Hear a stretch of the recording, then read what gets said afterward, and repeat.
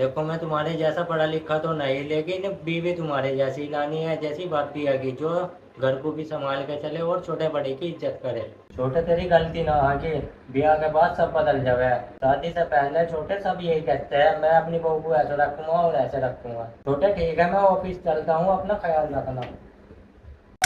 अजी सुनते हो, देखो तुम्हारे भाई तो चले जाते हैं ऑफिस में और तुम जंगल में काम करने के लिए रह गए हो क्या? वो अपनी तनख्वाह में से आधे पैसे थोड़ी ना देंगे। तेरे और तेरी बहू के लिए कुछ लेकर आना, मैं ऑफिस से शाम को लेकर आऊंगा।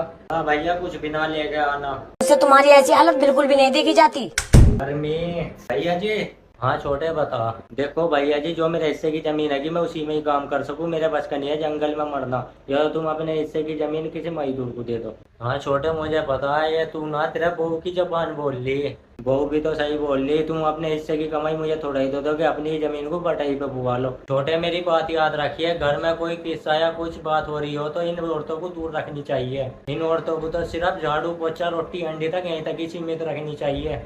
क्योंकि भाई मर्दों का काम होता है मेहनत मजदूरी करके एक आलीशान घर बनाना, और इन औरतों का काम होता है घर को तोड़ना।